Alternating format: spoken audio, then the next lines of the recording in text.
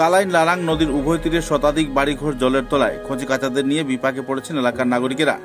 এদিকে বিধায়ক সরজমিনে পরিদর্শন না করায় জনগণের মধ্যে ক্ষোভ পরিলক্ষিত হচ্ছে। উল্লেখযোগ্য যে জনপ্রতিনিধি কোনো পক্ষই খোঁজ করেনি এলাকার নাগরিকদের।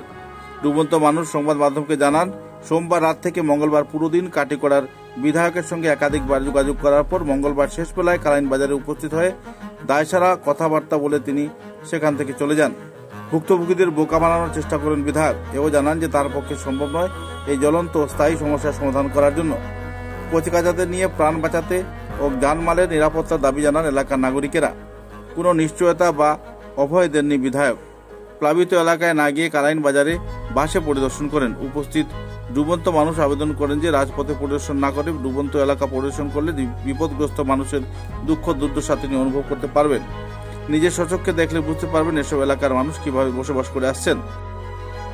শিলচর সড়কের উপর একবারে কালাইন বাজারে লাগোয়া উপর নিচ উভয় দিক থেকে জল নামার পথে বক্স কালভার্ট নির্মাণ করা হয়েছে, কিন্তু বক্স কালভার্টটি জনগণের কাল হয়ে দাঁড়িয়েছে। এছাড়া কালভার্টের উভয় মুখ আবর্জনায় বন্ধ হয়ে যাওয়ায় ফলে জল নিচ থেকে নামার গতি নেই বললেই চলে। দিনের প্রবল বর্ষণে কালাইন বাজারে কোনো সময় জলমগ্ন হয়ে যায়। সে সময় এলাকা প্রতি বছরের মতো বর্ষার সময় বাড়িঘর জলের তলায় তলে যায়। এগুলি হচ্ছে ধুমকর, শালিগ্রাম, ব্রাহ্মণগ্রাম, সুন্দাউরা ইত্যাদি এলাকায় অধিকাংশ ঘরের ভেতর কোমর জল পর্যন্ত বেড়ে গেছে। প্লাবিত এলাকা প্রতি বছর প্রভাবিত হচ্ছে।